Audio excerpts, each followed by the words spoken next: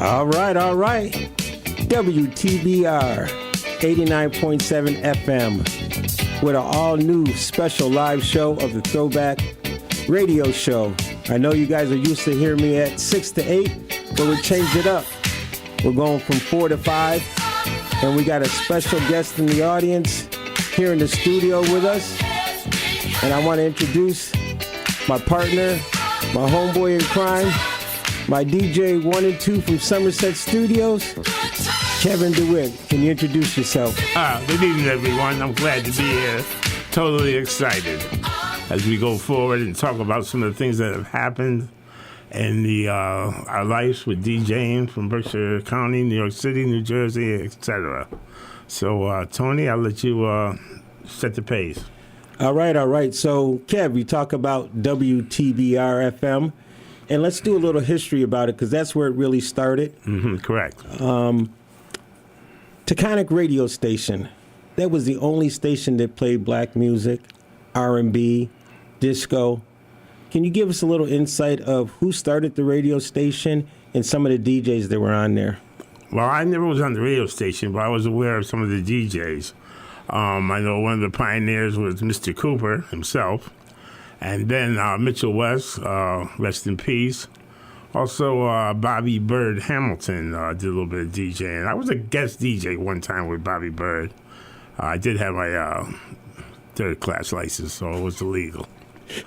But that's where a lot started, and it was only a couple hours a week, or I'm not sure what the scheduling was, but it was minimal.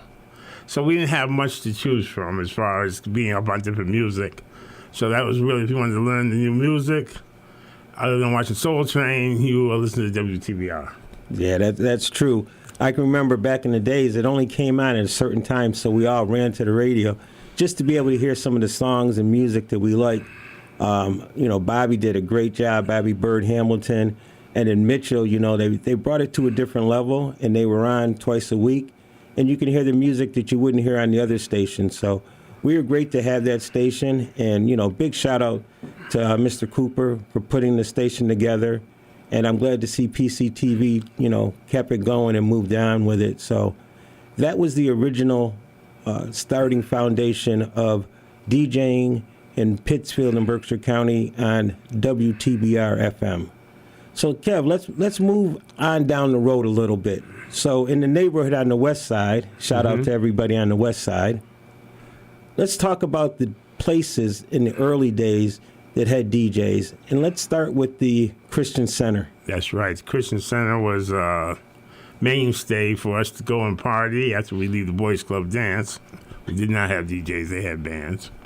And we would go down there. Usually Mitchell West, I believe, from TBR, would be DJing. And we would go down there and he'd spin the latest cuts that he had.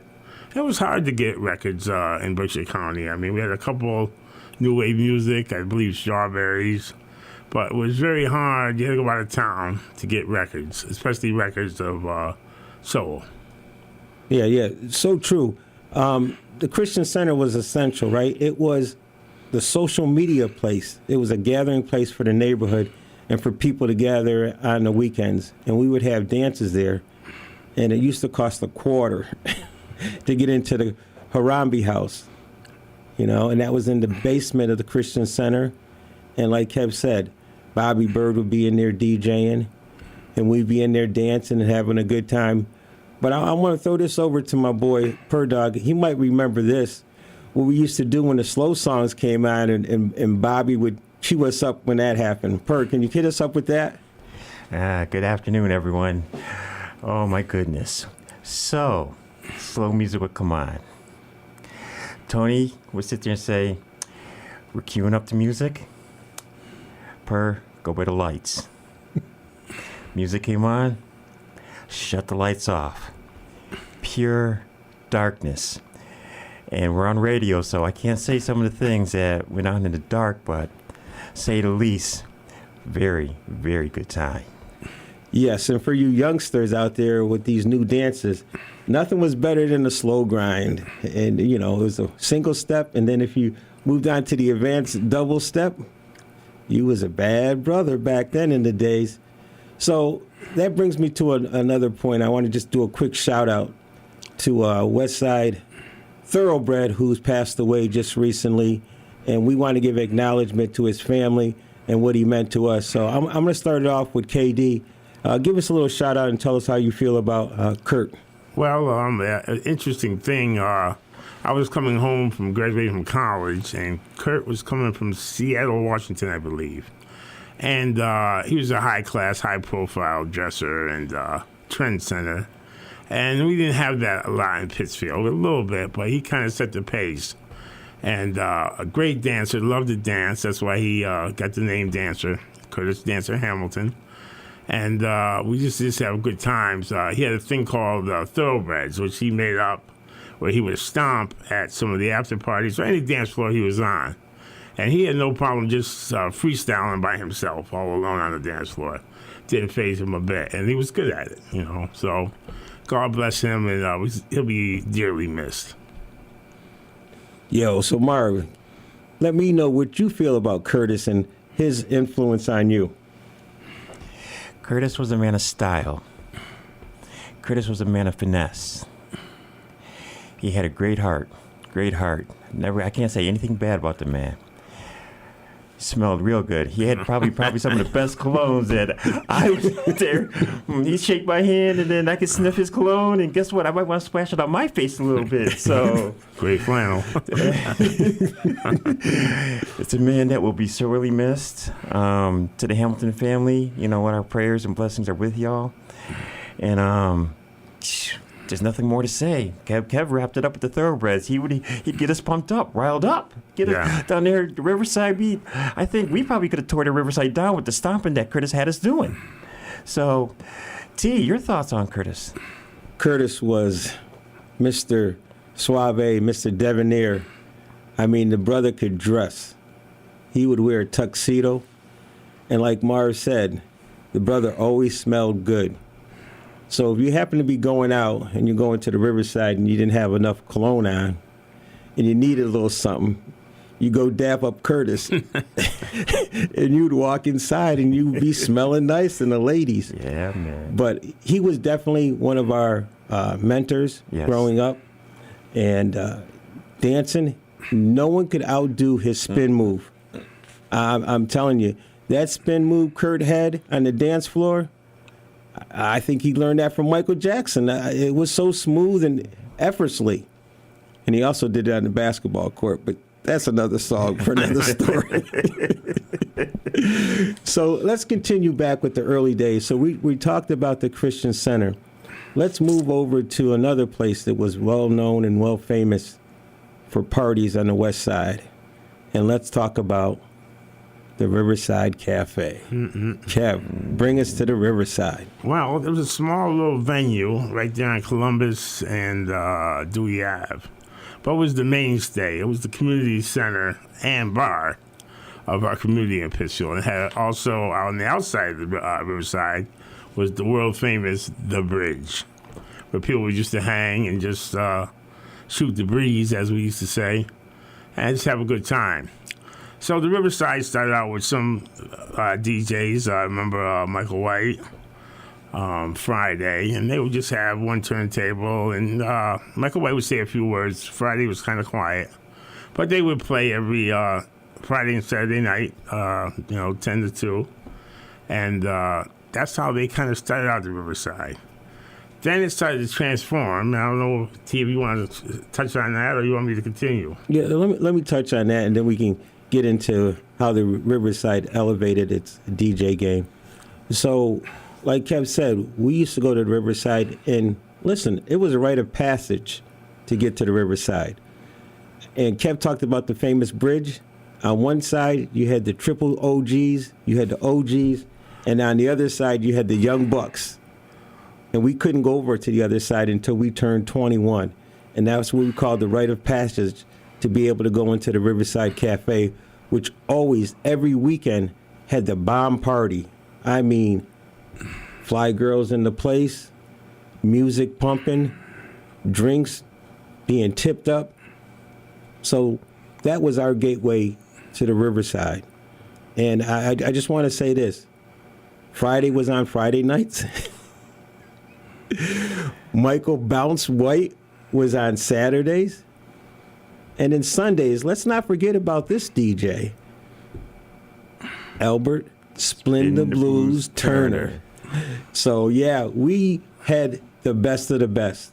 Other DJs that spun there was Nick West. Now, I'm just trying to make sure that we capture everybody because, we are a little up in age, but I want to make sure we highlight all the DJs and what they did in Pittsfield and what they meant to the West Side. So that was the beginning days of the Riverside. Now we're going to get into transforming into the newer Riverside. And this is where the game changed.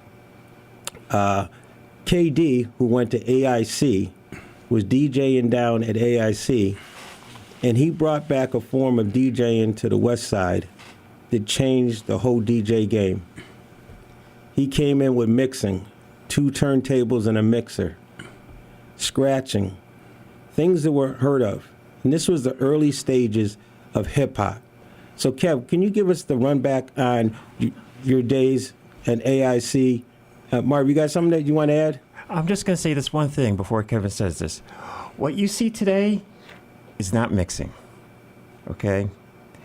Kevin's going to tell you, Tony's going to tell you what mixing is all about, digging in the crates, carrying crates and everything. That's all I wanted to say. I didn't want to sit there and miss that because what y'all see today is not what was back in the day. So go ahead, T. That's just wanted to say that. No, that's an important part because those are the true pioneers of DJing. And if you never brought crates or carried crates to a party, then you weren't really a DJ. And I think it's missing. Right now, all you need is a laptop and show up.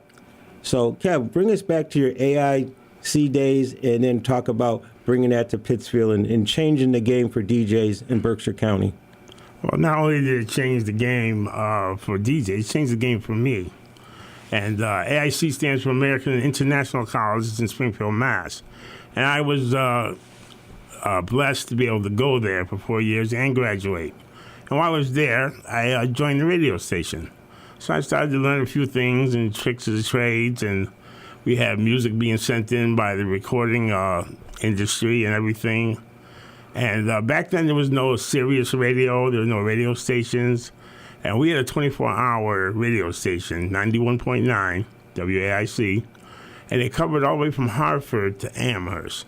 So that was a pretty good ground. So we kind of set the stage, and we only had like maybe 1 or 2 rock shows. It was all black. And I learned a lot from them. And as our years went by, we had a lot of influx of New Yorkers and people from Boston, New Jersey, Philly, Chicago, etc. And they introduced me to mixing. You got to realize that disco was at its height at that time. This is in the late 70s, by the way. Disco was at its height, and mixing was a big thing, and discotheques were very big. So I was infatuated by the talents of mixing. So I started to learn certain things and acquire.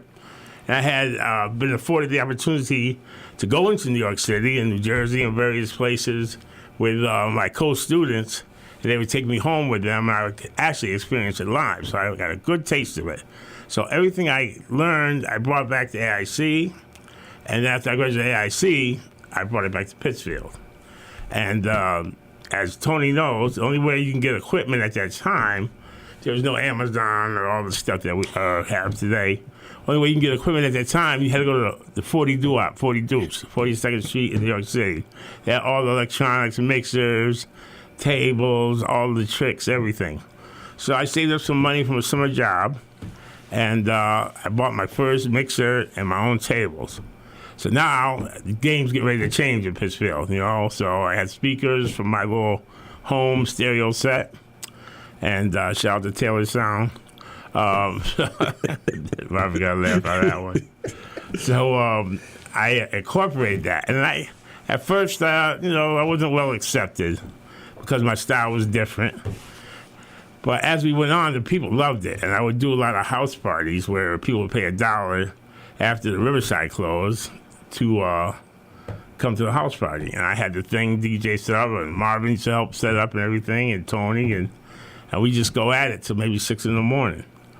So eventually, as things went on, some of the local people wanted mixers and they wanted stuff. So they would either go down with Tony or go down by themselves, whatever the case might be, and obtain them. One of the people that really got nice equipment were the Moody's. Shout out to Frank Moody and his family. They went out and got some really nice equipment. And somehow they got into the Riverside. You know what I'm saying? Some of the older DJs were, falling to the wayside.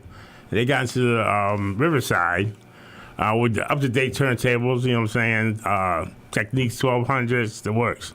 And we would supply them with records. We had a gold mine record place, Rock and Soul Records in New York City, that no one knew about but us. But we turned everybody on to it. We weren't selfish. And plus, we used to bring music home.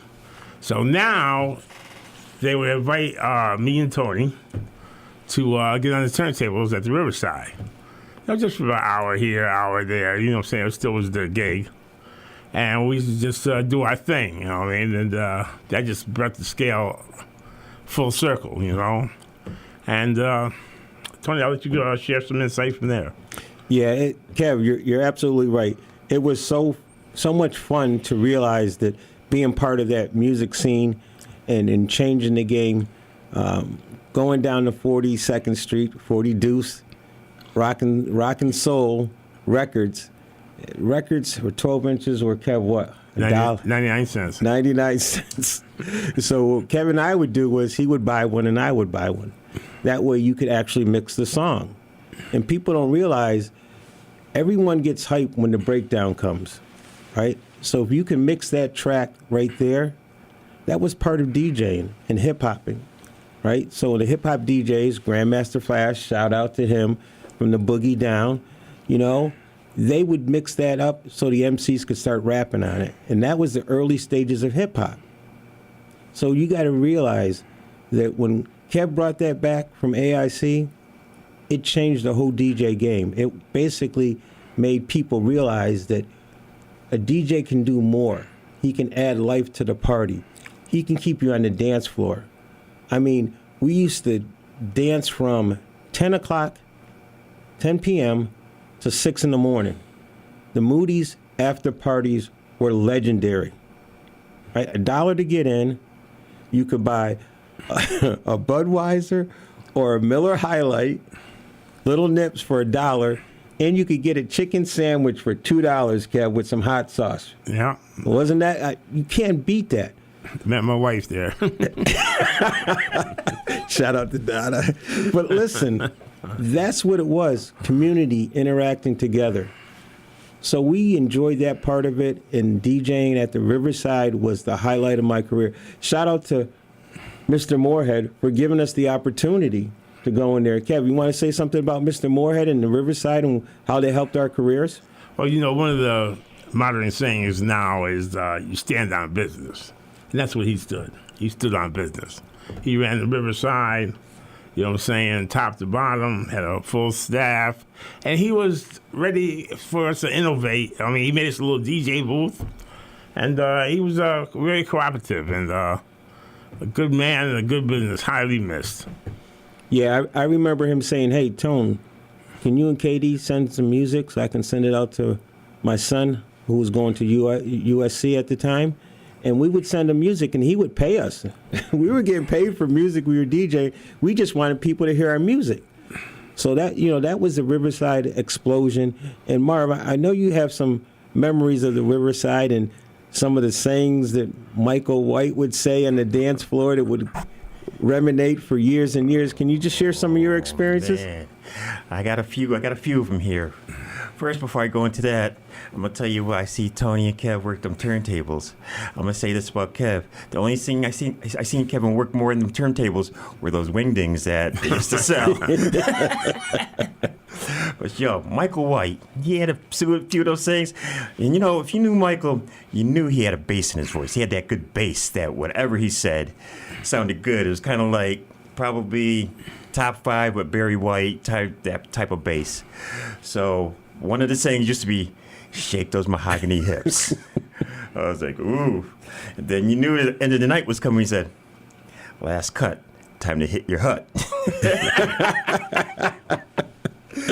So, but that's just for some of the flavor. And that was the good thing about a lot of the DJs at the Riverside. Everyone had their own distinct flavor. You could sit there and close your eyes and say, I know who's DJing that night, But, like I said, I'm biased, but I know talent when I see it. Tony and Kev came with the game. It took music. It took the West Side to another level.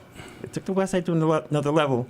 I used to carry the equipment, and it's kind of funny because back in the day, Tony and Kevin were behind the tables, behind the equipment, doing their thing. For this interview, I'm behind the equipment. So that's all I can really say, T. Go ahead. Yeah, so let's give some shout-outs to other DJs, the DJs with us, Kev. B-Way Productions was Frank Moody and his crew. Okay. His brother Nate was on the turntables with him. Shout out to Preston Gilliard. Yes, Master definitely. P. Yeah, Master P. Master P brought it, man. Master P. Yeah, shout out to him. Listen, our boy, who was part of TDK, which was Tony, Darby, and Kevin. Yeah.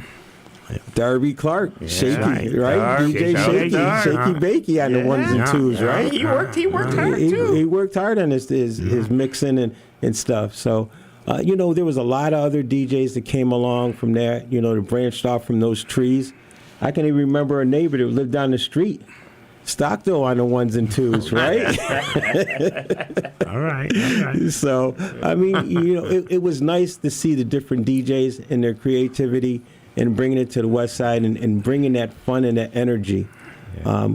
Kev, is there any DJs I missed? Any DJs you want to shout out? Jesus, there were so many, and we forgive us if we missed you, and but there was a lot of people. Everybody took a shot at Lil Smooth, Rodney Hamilton, Smooth. Bobby Bird used to do his little DJ thing. There's a few others, and I don't want to step on anybody's toes or slight anyone, but don't remember everything. Getting on an age here. Yeah, what's his name? Keith Telefero was up on the station here. Yeah. Okay. Keith, and then what was that dude's name that played ball with us? I don't remember. We forget his name, but there was so many other DJs that came through there, and from there, it went on to the younger generation. So my brother DJ Troyski Love, shout out to him. He started DJing, right, because he wanted to be part of that. I remember Tax Caesar on the ones and two. Anthony Powell was nice on the tables, the one and twos. So there's a lot of DJs that just spun off of that and came through. I want to give a shout out to Nate Brown because I know he was listening. He wanted to make sure that the show was on, and he wanted to find out about the history of the DJs from Pittsfield. So, Marv, give a little comment, and then we'll take a quick song break. Before we take a break, I just the Holy Spirit just gave me a shout. Let's shout out Keno West. Yes. He came up the ranks pretty fast, and maybe still DJing as we talk. Yeah, I think he's in Chicago. Out there. So like I say, we don't purposely slight anyone. Right. It's just a memory thing. After this little break, maybe we'll think of some others. Yeah, I'm gonna just say this. You got people out there look at people DJing and they think it's easy. It is not easy. I used to be like that. I'd go down to Tony's house, sit there and say, how hard can this be? Tony's Kevin doing this. It can't be that hard. So Tony let me play on the turntables. The only song that I could mix was Kano, I'm Ready. One day I mixed it for like 45 minutes. Tony said, either change the record or get off the tables. That was the last time I DJ'd. Well, with that being said, it's time to go to a nice musical break here, and then we'll come back and we'll tell you more about the current stuff, the DJs we did when we went down to New Jersey and New York City, and then we'll end it up with the current DJ status and where we're at. So right now, listen to a little bit of this Let It Whip by the Daz Band.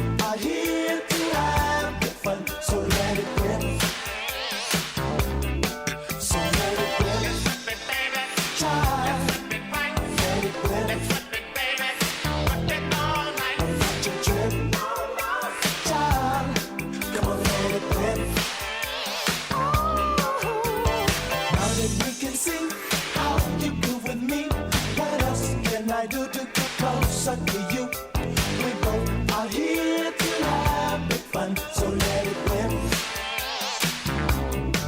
I can put your feeling, obviously revealing. Let me be a paper man, I love to be a joker, man. We both are here to have big fun, so let it rip. So let it rip. Let's whip it, baby.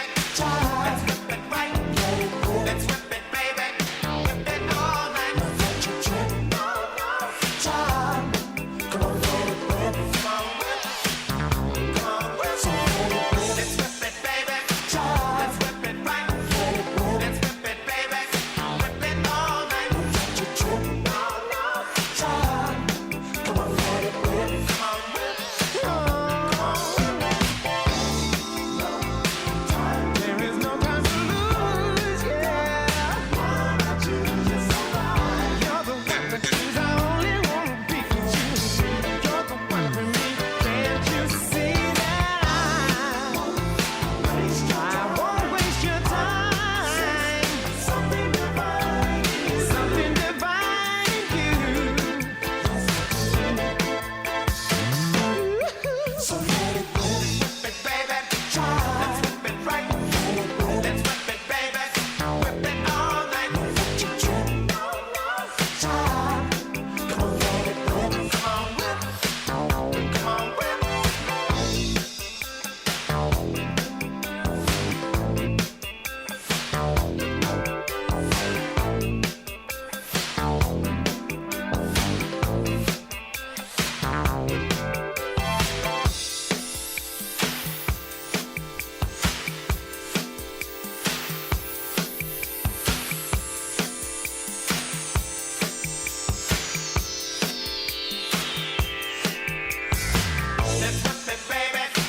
Let's whip it, baby. Let's whip it right. Let's whip it, baby. So shout out to them. Also want to give a shout out to 413 T-shirts. Nick, you always hook us up with some nice T-shirts. We got new T-shirts coming for the block party. And let's talk about the block party tomorrow real quick. So it's our 5th annual block party, Westside Riverway Park, from 1 to 6 p.m. You're going to have all kind of vendors on the grill. Got Sam Adams doing what she always does, throwing down. We also got Carol Ivy from Price Memorial Church cooking fajitas. We got ice cream, free ice cream for the kids. We got vendors. We got a raffle for a big screen TV, 2 bikes, $5 for entry fee. I'm going to let Marv kick a few things and tell us about our feature entertainer. Listen, you got to come out just to hear this woman. Marv. At 3 o'clock, we have the honor and the opportunity to have the Wanda Houston Band as part of our block party this year. In past years, we've been getting plenty of bands, and it seems like our game's been stepping up. We've had people such as Sample the Cat. We have had Chantel. This year, the Wanda Houston Band. We're going to have, there's going to be wiffle ball. We're going to have T-shirts for sale. We got some hot T-shirts coming up, T. Tell them about the hot T-shirts. Yeah, T-shirts. I mean, the 54th Wall Murals are coming up in June for Juneteenth, but we have pictures of those on T-shirts right now. So help support their cause. And then for Juneteenth, we have They're Not Like Us. And I'm with 3 dudes that they're not like us. We call ourselves the Kane Crew. For those who don't know, back in the day, everybody had a little crew. And our crew was the Kane Crew from Pittsfield. So let's start talking about our transition, Kev, from Pittsfield to New Jersey. And I can remember the night that we were sitting on the rail overlooking Pittsfield, drinking some blackberry brandy and orange juice. And we both said, it's time to go. It's time to move. And I said, Kev, I'm going to Jersey. And what did you say, Kev? I said I might be headed there too. So we both collectively moved to Jersey. I moved down to Somerset, New Jersey, and Kev moved to Montclair. So it was naturally we gravitated towards New York City. And I want to set the stage for New York City at that time, Kev. It was the beginning stages of hip-hop. Yes, it was. And New York was popping. Clubs after clubs. And we could talk about the clubs we went to. And we went to, listen, Kevin and I, when we first down there, we hit every club there was. We couldn't get enough of New York City. So, Kev, start with the clubs and your transition from Pittsfield down to DJing down in New Jersey and New York. Okay, it was phenomenal. I mean, New York City was on fire. When I tell you they were on fire, it was burning up. And one of the things, you hear these stories about Cool Herc and Grandmaster Flash. Me and Tony were there. You know what I'm saying? We've been to various functions that they had. Like he said, we didn't miss a trick. We went to every venue, every club, disco there was to have. We wanted to learn about the DJ. Now we're in the mecca of DJing. You know what I'm saying? So we brought all our skills. Tony had got some equipment, and we put a studio together down in Summerside. I lived about 45 minutes away, and I had this little car. I would fly down there on the weekend after I worked. And we put together a little studio, and we religiously listened to the radio stations. And most of the mixers came on like 2 to 6 in the morning.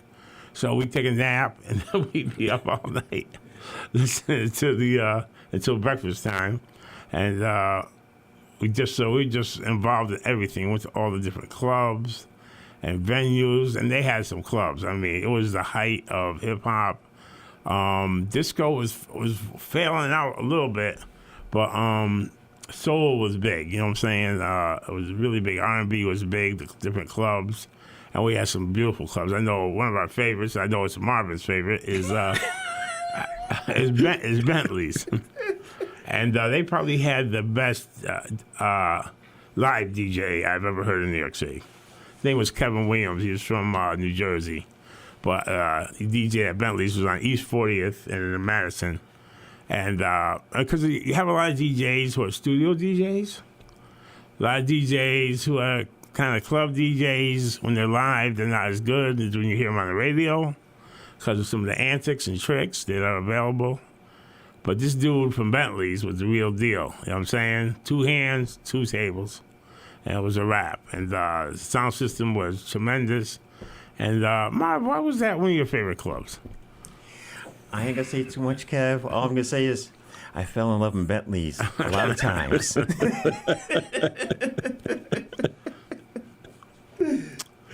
Yeah, Bentley's bring back fond memories. DJ Sugar Daddy was his name. Yes, and his DJ name. Listen, he used to let Kevin and I come into DJ booth with him. You know, we became partners. He saw us all the time. We were getting our skills and getting our game from him. And he used to do a thing. Now they're doing it as he used to bypass the bass, and all you would hear is the tweeters. Now it's part of your sets on your controllers. If you wanted to take the treble out and just have the bass. But Kevin was doing that back in the 80s. And that's why I'm saying DJing has come a long way, but it started from these grassroots DJs.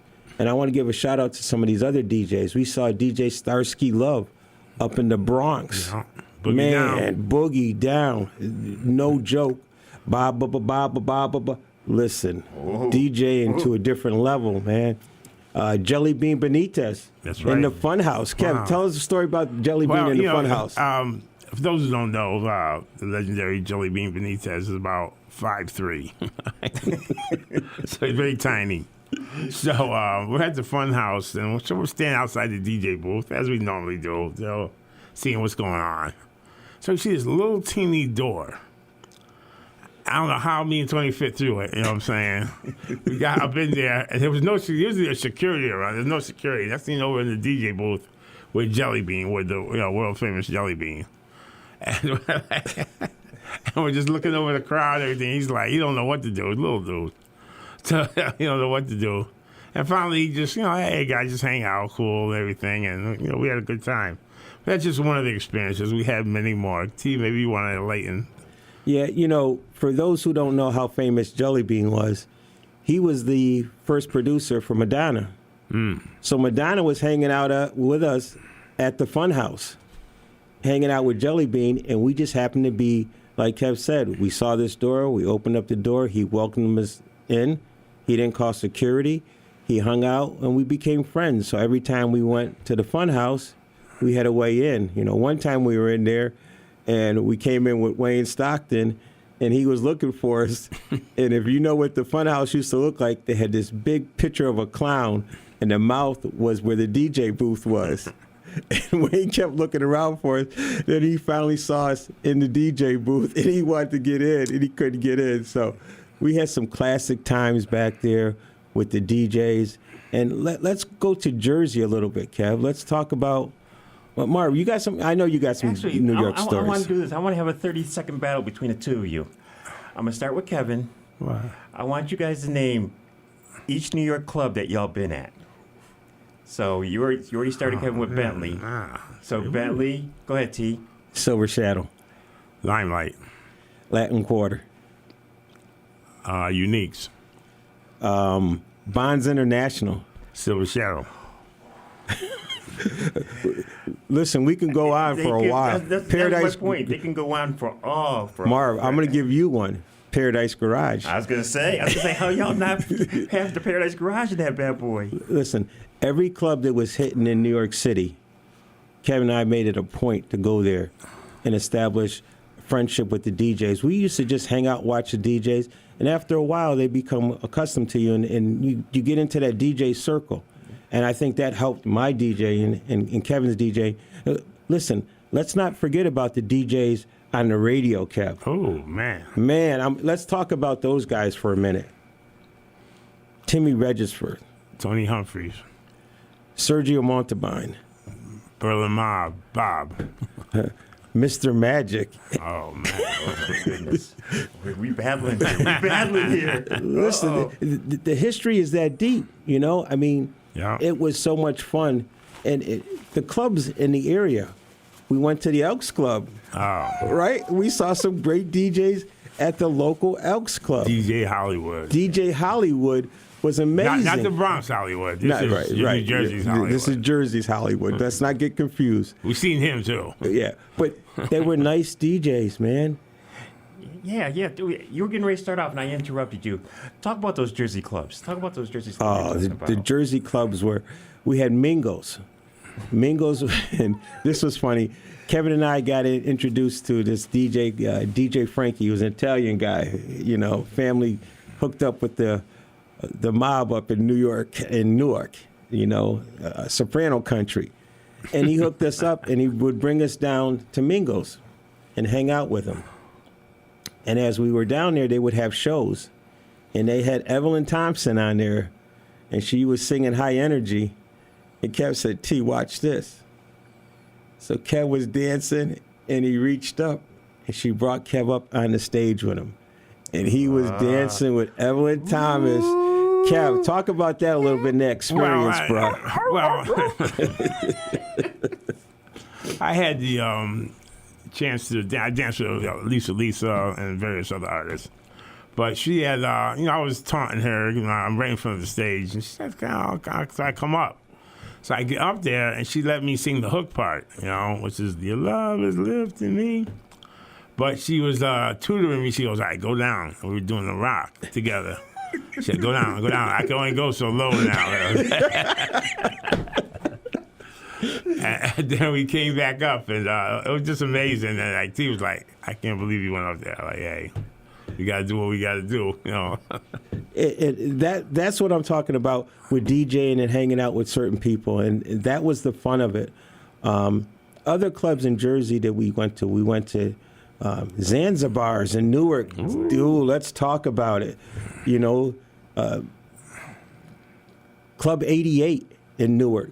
Now, all these clubs, and you guys got to remember, it was a network because it wasn't mainstream. Hip-hop was not mainstream at the time. So we were going to places and being around new artists, new rappers. All of a sudden, the rappers started coming out, and Kev can tell you, we was at every rap concert. They used to have rap concerts. Kev, let's talk about this. The rap concerts at Livingston Gym in Rutgers. Rutgers, yes, yeah. There's still, to this day, there's a little DJ. I never found out what his name was, but he was rocking the tables. I mean, we had everybody from Naughty by Nature, Queen Latifah. They're from Jersey, and various others, but the hip hop, we seen the whole hip hop evolve. You know, right down to I'm gonna tell you something. The Bronx, New York was dangerous back then too. You had to watch your step. I mean, we used to be in the Bronx, and everything burned down, and Yeah. you know what I'm saying. But we had good chaperones. Yeah, and some of the artists that were coming along during that time, KRS-One. I mean, they used to just rock out in the park. Yeah. I mean, we used to just go to the parks. And when they said they had block parties, they were true block parties. Yeah. The radio station would host them, and everybody would be out there, and it would be love for hip-hop. And the artists that we saw develop, we saw Run DMC come to Livingston Gym and turn it out with Jam Master Jay. The bill was Grandmaster Flash, Run DMC, Houdini, and the Fat Boys. Kev, remember seeing Prince Marky D out in the limousine? It's unforgettable, Tony.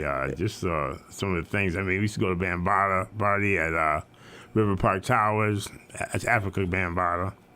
And I want to tell you this one time. We used to get little gigs once in a while to DJ certain places. So a friend of mine was from the Bronx, and he had a friend that had a birthday party.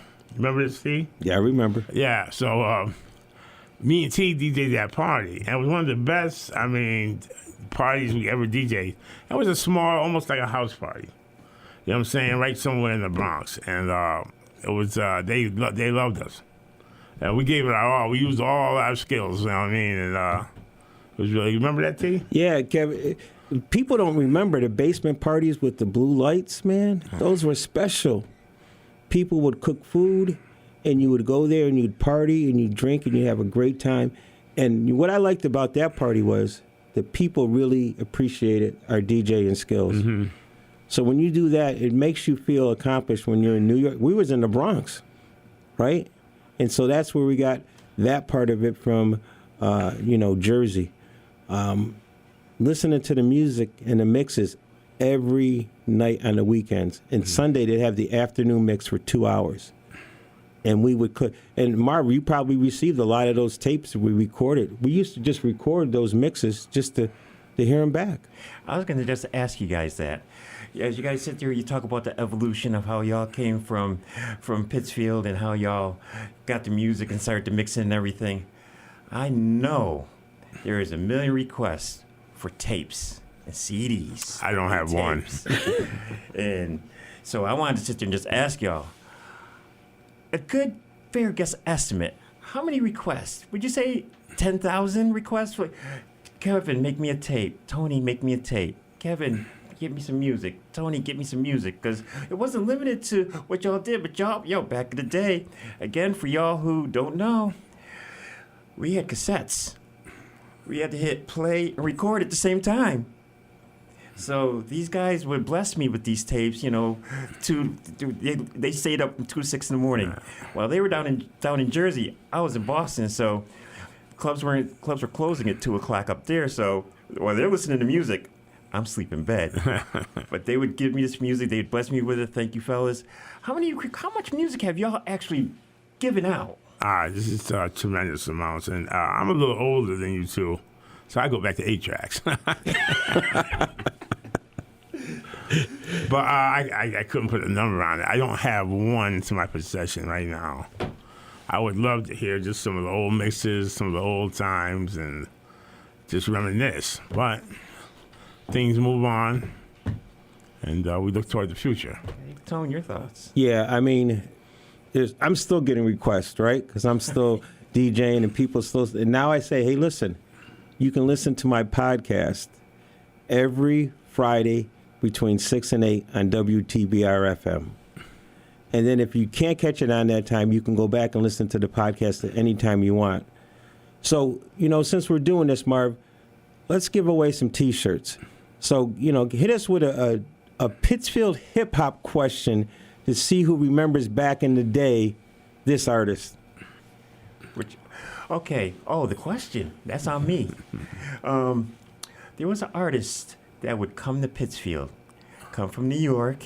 I know. He would come to, for y'all who know, remember the market we talked about the Riverside. The market was another place where people would spin as well. So let's give away 3 T-shirts. Yeah. We're going to choose you by random. 3 people. Tell us the name of that hip hop artist that came to Pittsfield and would rock the house. And he used to also, Kev, you remember this when we used to DJ at Club Burke? That right. was the first legitimate club. I think I DJ'd at. And shout out to Ronnie Berkeley for allowing Kevin and me to get in there. And it was a new club. It was a step up from the Riverside, not downgrading the Riverside, but it was a really official club. It had a dance floor and a DJ booth. And he asked Kevin and I to come in there, and we rocked the house. And we did fashion shows there. I mean, we did a lot of stuff at Club Burke. So, Kev, just give us a little insight about Club Burke and the different DJs and different styles that came out of that Club Burke era. Well, what was nice about Club Burke was it was still in the neighborhood, and it was a little touch classier. No slight on the Riverside. A little touch classier. Had little lounge tables and sofas and what have you. And it had a little more room. So that was good. Also, if you remember, Tony, it became the Ashima Club. Yes. When Joe Ashima took it over. And again, he afforded us the opportunity to DJ there, as we did with Club Burke. And it was a good feeling. I mean, it was a nice place. They had a couple, like, prom parties there, and you could do a little more. But it's not like the Riverside, though. No. Don't get it twisted. For the real party, you go to the side. Yeah. I got a few shout-outs. People hit me up on Facebook Live. Jimmy from Aaron's. Yo, what's up, Jimmy Neutron? We see you out there. We'll see you in a couple minutes, Jimmy. Yeah, we'll be by to see you. Tan Man. And for those who don't know, that's Brett Cookie Logan, right? So we give shout-outs to people and for checking in and doing this. So we got about 15 minutes left, so let's talk about the new era and what's going on. So, Kev, I'm going to give a couple shout-outs to the DJs that I know that are up here, that are doing the thing and keeping the legend moving on. I'm going to start out with Jimmy Hall, Dubfly. Yeah. Give a shout-out to Jimmy, and then, give me some other DJs that are up here. Just Jimmy Hall plays the type of music I like. It's the good old New York style, New Jersey, Zanzibars, Paradise Garage, Bentley's type of music. So shout out to him. Let's not forget Dave Flav. Yes. You know what I'm saying? Harlem DJ who has migrated up here, and we're blessed with his talents every once in a while. I don't know what name JR goes by. Is it just JR? Or? Yeah, JR.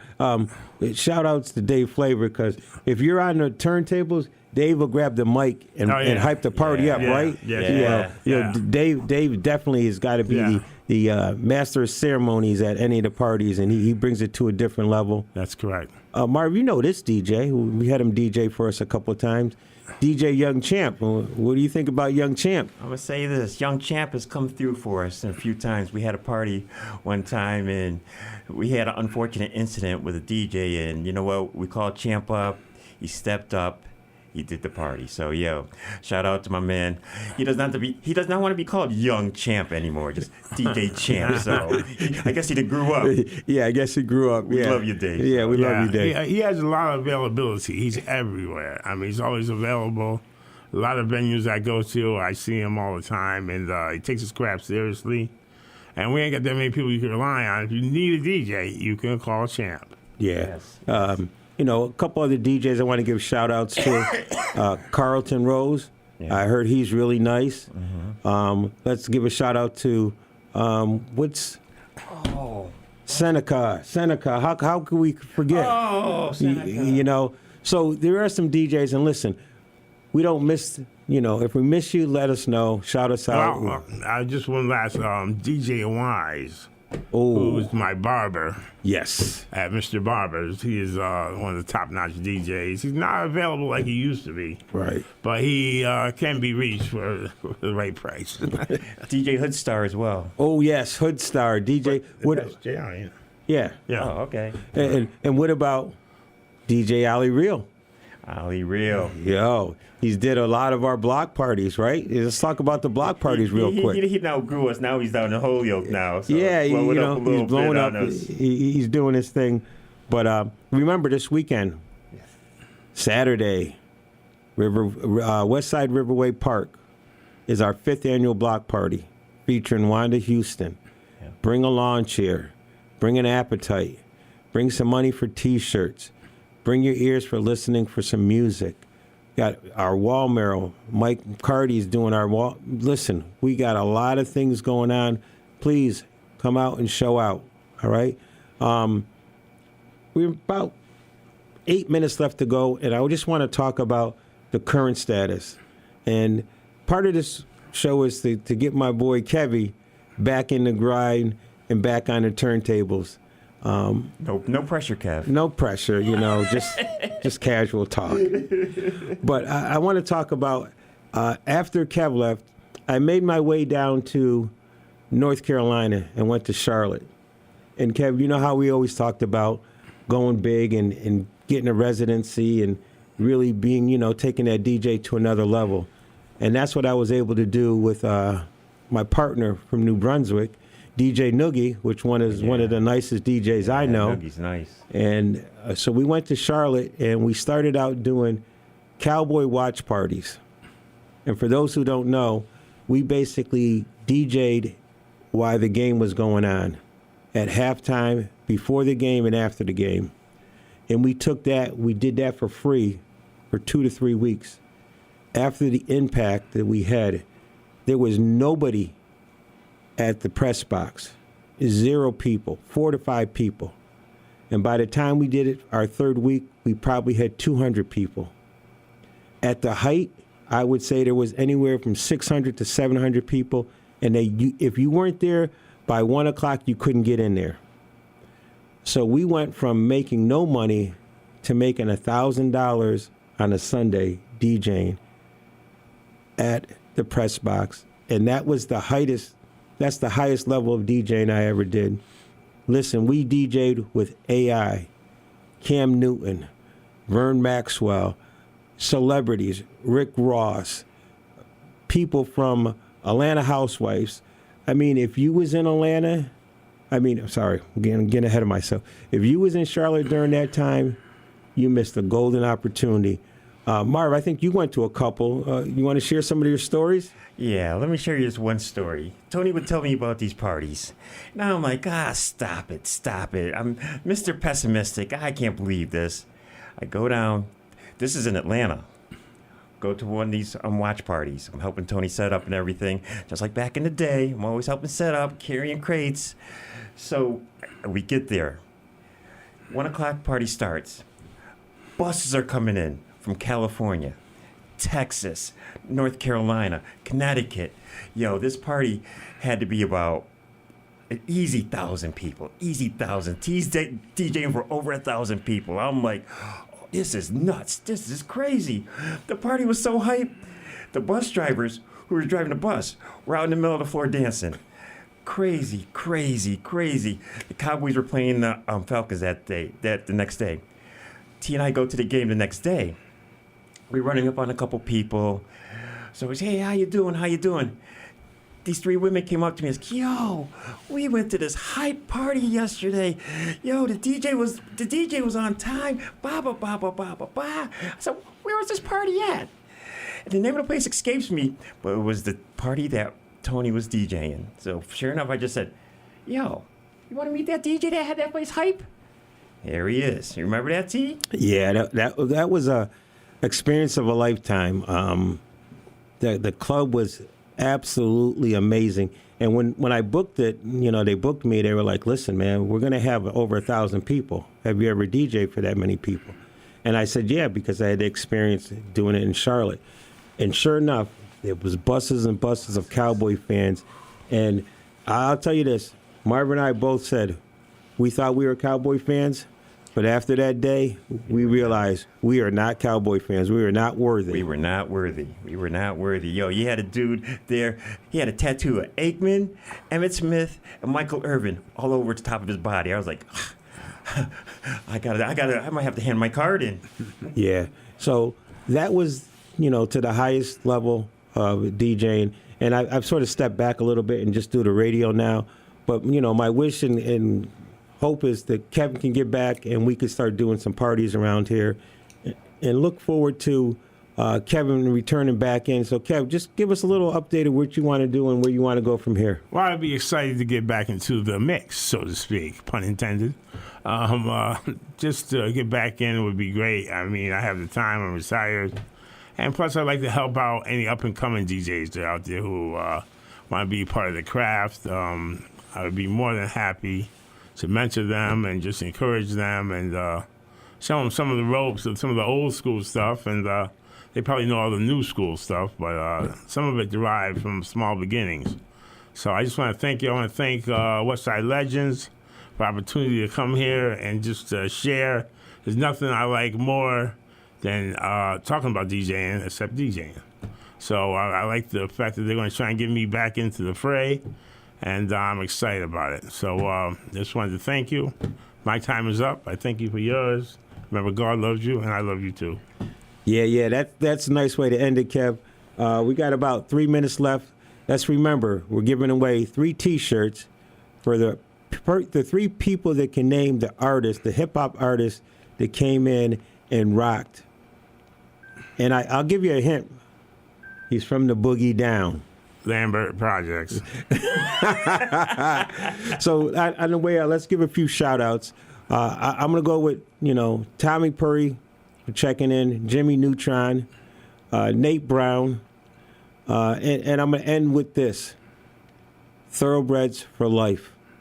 Curtis Hamilton, he meant a lot to us as our mentor, as our leader, and we're sorry you're not here anymore. Marv, take us home, bruh. Okay, as y'all see, this is the first show that we've done on the air here. We hope to do this again. We hope to do many, many more of these versatile topics. If you guys have any ideas, any topics you might want to talk about, get at us, because we're looking to do this. We're looking, hopefully during football season, we're going to have a couple of these football shows. So, it's going to be, you think Tony killed it at these football parties? We're going to have a football party right here. And I don't know if TBR allows it, but we're Cowboy fans, so it will be Cowboy-centric. And I think, again, we thank our sponsors, 413 T-shirts, Greylock Federal Credit Union. As we're sitting here and wrap up, we just want to say thank you for hanging out. Thank you, Kevin, for hanging out with us as well. Again, we love you. And, we're just excited to see you get back in the fray because, you got talent, man, and we appreciate you. Yeah, Marv, let's hit him with a little music, man, on our way out. All right. A classic song that we love by Cheryl Lynn. Go ahead. Yeah. WTBR-FM every Friday. Get ready for the Throwback Master Mix show from 6 to 8 tonight. Yeah.